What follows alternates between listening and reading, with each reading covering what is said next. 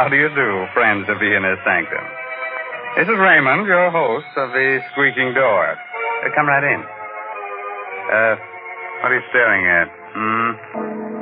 Oh, him. Oh, he won't hurt you. He's been dead for years. He came here with our first program. Said nothing could scare him. I've been using him for a doorstop ever since. Have to get a new one, though. His bones are showing through.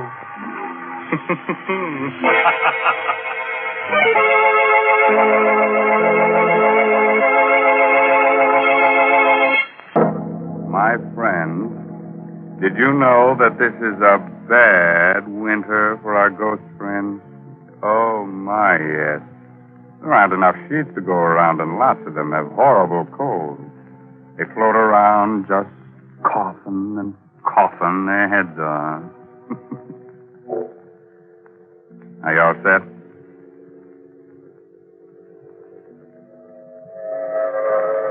The Coast of Maine Express is already an hour out of Boston.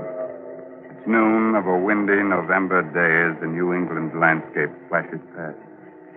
On the train, the crowds of servicemen, doting mothers, babies, salesmen, and a man who was this day acquitted of murder because the police couldn't find the body.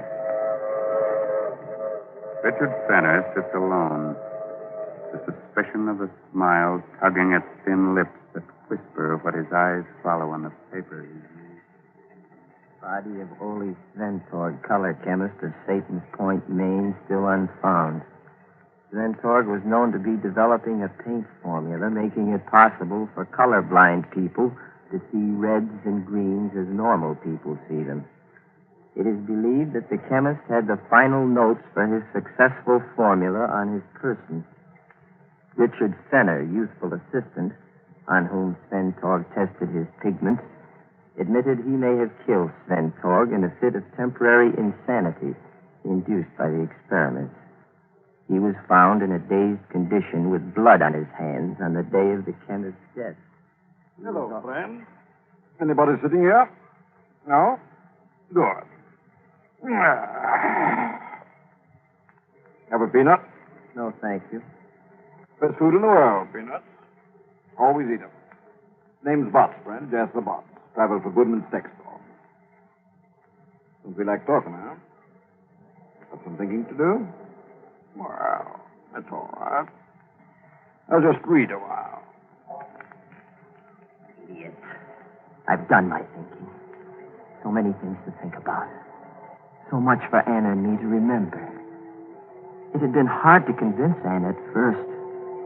Easy enough for me to say, we have to get rid of Ole. But Ole was Anna's brother. We talked it over on the cliff near the land. We have to, Anna. We have to go through with it. Oh, Richard, there must be some other way. The way things are now, everything's hopeless. You know that. With the paint formula cleared, we can be married. Richard, I love you so much. I'd do anything for us. But this is... Murder? Huh.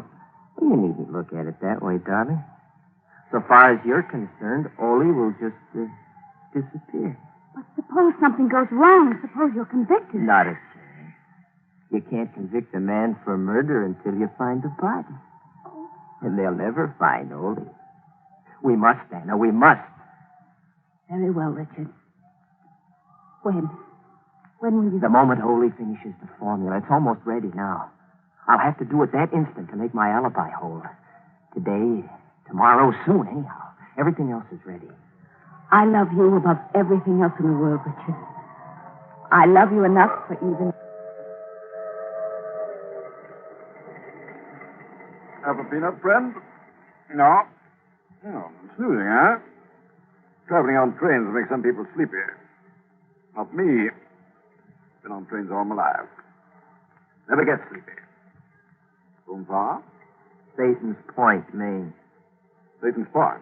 Never heard of it. Must be a devil of a small place.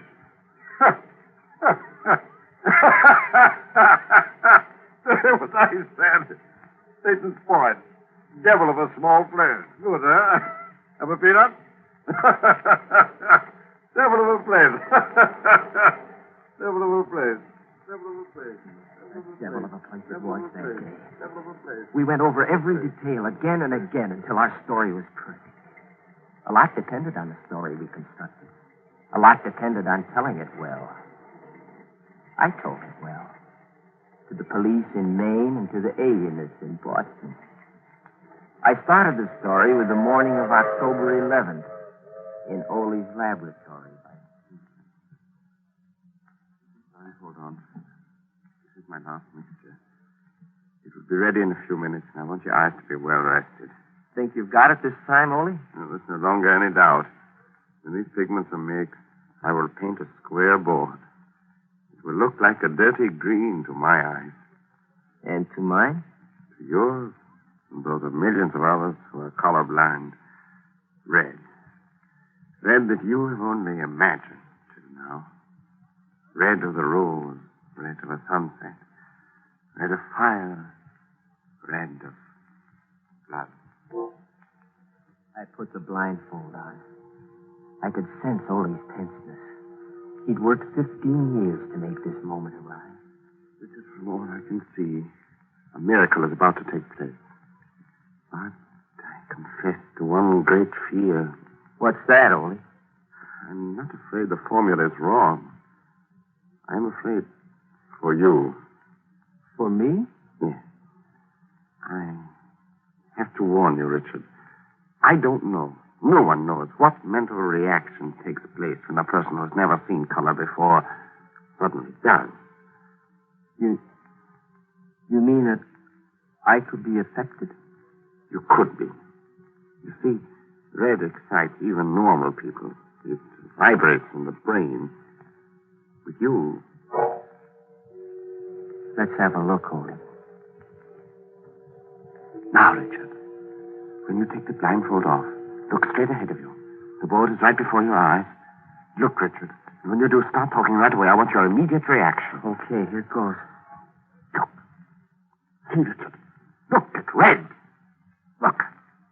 Hey, talk, Richard, talk. Something I couldn't. It's hard enough to recall the little that I do. I was staring straight ahead of me at a square board. Nothing happened for a brief instant. And then I caught my breath sharply. My eyes dried. They burned. I closed them, but the patch of exquisite color seared my brain. A single hot, flashing stab of pain pierced my hip. And then I felt a surging power, a physical power grip me. And Ole's voice reached me, jabbed at me. My whole being seemed to focus on his voice. I had to choke it off. I vividly recall reaching for him across something and finding his throat. And then nothing more. Nothing but the breaking of glass and a sensation of violent action. Motion and action that lasted long after the voice stopped.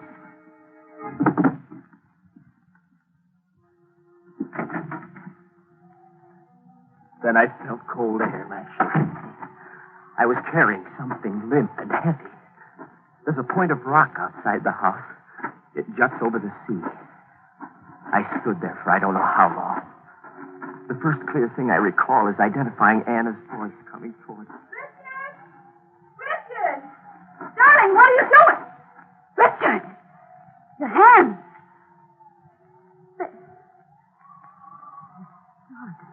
Something died in me. I sank to the ground, moaning. Anna, I'm afraid. I'm afraid.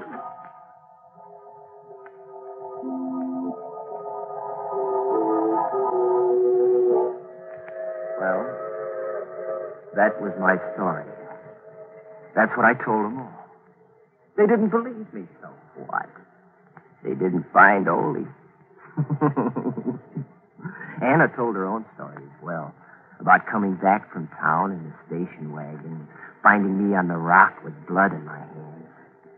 In the time they searched the house and the grounds, they came close, too close, just once. It was the day they gave up the search. I was standing in the yard with the guard when the inspector called me over to the little meat house near the cliff. Well, they'd been through it before, but the inspector held something in his hand. You sure in your day's meanderings you didn't come near this meat house, Fenner? Well, I can't be sure of anything, Inspector. I don't think so. Why? There's no felt hat I overlooked before. Got the initials OS stamped in it. Holy hat. I left it out. Was our whole plan going to be upset by a hat? Right, Fenner? It's Ole's. He always wore it out here when he worked on his meat. No? And the blood on the brim? Well, look around you for the answer to that one. Ole was proud of his larder. He just hung 2 quarters of beef the other day for aging. Right over there, see? It was fresh killed stock. Blood probably came from that. Yeah, we'll have the blood tested anyhow. All right, Fenner. You can go back now. I walked away a little elated. Habit's a funny thing. It plays tricks, even on detectives. People are used to thinking of bodies as being so many feet long, with 2 legs, 2 arms, and a head.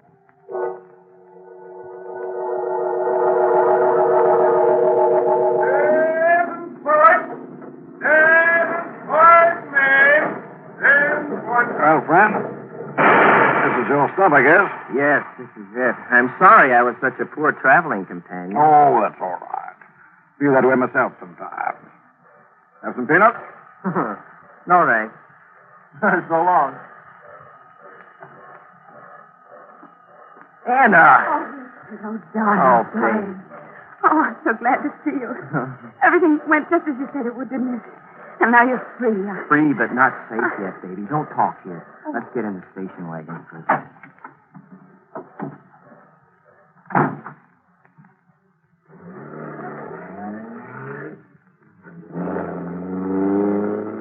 None of the papers believed our story, did they? No, and it's just as well.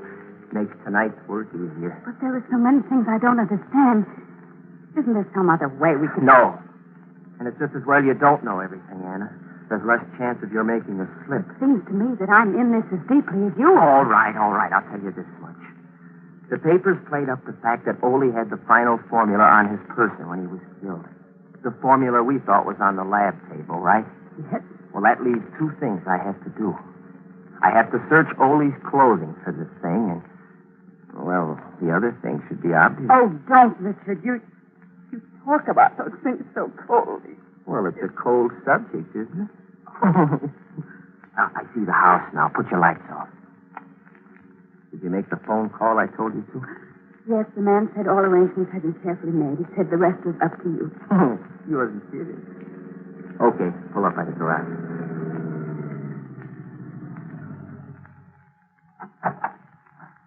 Don't look around you as we walk into the house. Oh, I'm not as calm as I thought I'd be. You've got nothing to be afraid of, darling. Unless you believe in spirits. Richard, let's do what has to be done and go. Did you have that extra key made for the meat house? Yes. Yes, here it is. Good. Now, do just as I tell you. My life depends on it. You'll stand at the kitchen door with the lights off, and you won't take your eyes off the meat house for 1 second. That's right. The meat house door will be open so you can see me working. The lantern will make it light enough. Right now, I'm going to stand in front of the only window in the room we left the blind up on. While I'm there, you go get the dummy we had made to look like you. Put it in a chair in the position you're in now. Got that? Yes. All right, get the dummy. It's in the linen closet.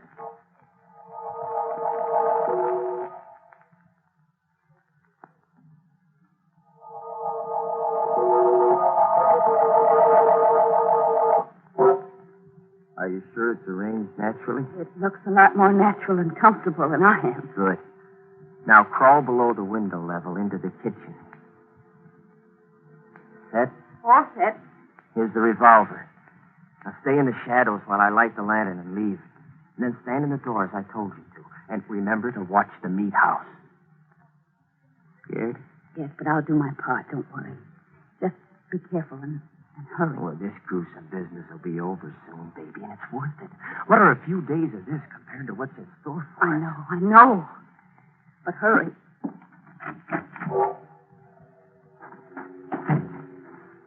Well, this is it. Now I must work carefully. The meat house. Boy, this metal's bit old he is, too. Now, let's see. Put the lantern here. So. And it's the 3 sacks on the meat hooks on the left side.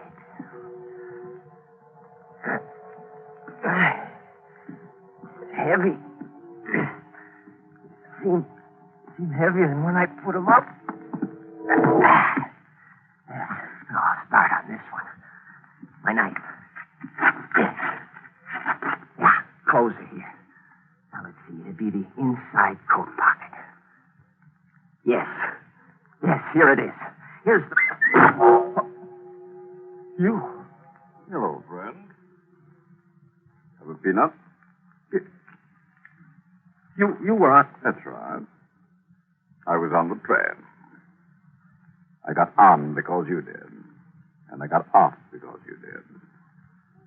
Small world, huh? Yes, isn't it? Let's see.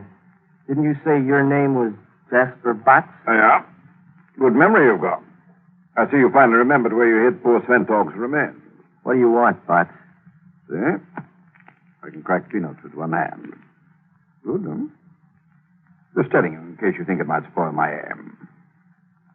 For your little partner in crime sitting comfortably back in the house, waiting for you to finish your business here. What do you want, Botts? You and the formula, my friend. I followed your case very carefully. When I first read about you in the papers, I said to myself, now there's a very clever young operator. He's fibbing when he says he threw Sventog's body into the sea. So? So. Wouldn't take a chance on its turning up on some shore. That would convict you. No body. No murder, eh, fella?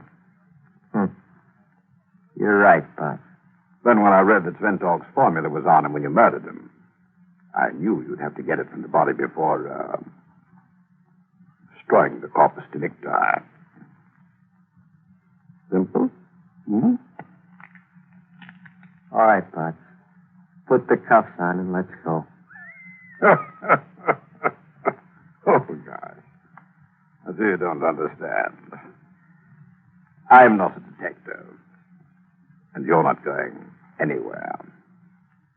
Anymore. All I want is the formula. Oh? That's how it is. Mm-hmm. That's how it is. Why? Why what? Why am I going to kill you? Because that's life insurance for him. My business. Why do I want the formula? Well, I tried to buy it from Sventog about a month ago. We knew he had it just about finished, but he turned me down. So you read about the murder, figured out that I was after it, and now you want to take it away from me. It's pretty low, Botts. Yeah. Well, you see, I can get a much better price for it than you can. Some friends of mine think it would be a valuable asset in counter-camouflage, making targets in this country. Clever, hmm? Don't move a muscle, Mr. Botts. You? That little round thing in your neck is the muzzle of a .38. Just open your fingers very slowly and drop the gun. That's it. Now stand still. All right, Richard. Good girl. Now I'm taking over, Botts. Nice Luger your friends gave you. Mm-hmm. It is a nice gun. I hope you won't hang me on those hooks, Anna. Oh, no. No, I've got other plans for you. Annie, you feel all right? Yes, I'm all right. Just that thing on the floor. Yeah, I know. Well, don't look, darling. We're going back to the house now. And look, Botts, no brakes, please. You'd make a heavy corpse to drag from here.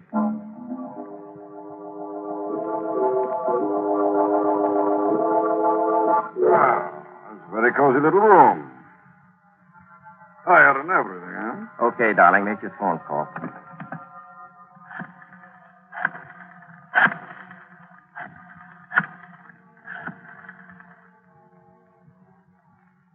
Hello? Hello, Mr. Walsh? Yes, we've been watching. You've got him? Yes, you can tell your men to close in on the house now. That was Mr. Walsh of the FBI, friend. Who's piece of work all the way through, Richard. Yes, sir. My first and last case, Walt. Well, we don't usually call on outsiders for help, you know, but this was such a natural. The boss is apparently the man who's been dodging us so successfully. He's one of the Nazis' best men over here. Slippery fellow. Yeah. When you and Mr. Spentor came to us a month ago about the suspiciously high offer you'd had for the formula, it sounded like our man. He's got lots of dough to play with. But why the elaborate story of murder and intrigue? Well, making Richard here out to be a murderer took away the suspicion of a trap. We knew Richard would be released, no matter how phony the story he gave, because the police wouldn't find Mr. Spentork's body, of course. We knew the man we wanted would follow Richard here as soon as Richard was freed to get the formula. But we didn't have the slightest idea of what he looked like or who he was. Now, you know. Well, I admit that was clever. My friends will be disappointed. And the son of a gun sat next to me on the train for 8 hours. A dull trip, wasn't it? But what about the meat house angle? The sacks. That's beef. Just good prime beef. In sacks, it looks a little like... I planted Ole's clothes there. Oh, Richard, stop. I've had enough. By the way, where is Mr. Spentor? Oh, my gosh, he came up here from the hotel this afternoon. I'm so used to thinking of him as dead that I forgot all about him. He's probably lost in the... Anna, you all right? Yes, I'm all right, Richard. Just give me up, but I... Richard! Richard, the laboratory! Oh! All right, you still have the box, Mr. Walsh. Hold on to him. I'll take a look in the lab. Go ahead, Tanner. Ole, where are you? Ole! Ole. Here, Richard. I'm all right. It's just my leg. Light a match so we can see. Yeah, sure. Hurry, Richard. I want to see what's wrong. Light a match. I'm holding a lit match, Ole. Oh. Oh. I see. Your eyes, Ole. Richard! Richard, He's all right, Anna. I'm bringing him out now. He's all right, yes. But never again to see the red of a rose. The red of fire. The red of a sunset. The red of blood. Ole's formula brought color to millions. Now, he's blind.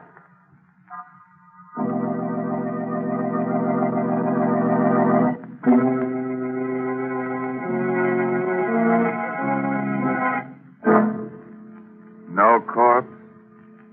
Oh, my. No corpse. Well, a corpse, man. Will somebody pass the peanuts? Listen, you. Yes, you over there. Are you sometimes green with envy? You ever go into a purple rage? Are you yellow? You are. Oh, well, don't worry about it. You've got what the writers call a colorful personality. Or maybe you're just a rainbow. By the way, this month's Inner Sanctum mystery novel is Puzzle for Puppets by Patrick Quentin. Well, now it's really time to close that there squeaking door until next week at this same time. So, good night. Pleasant dreams.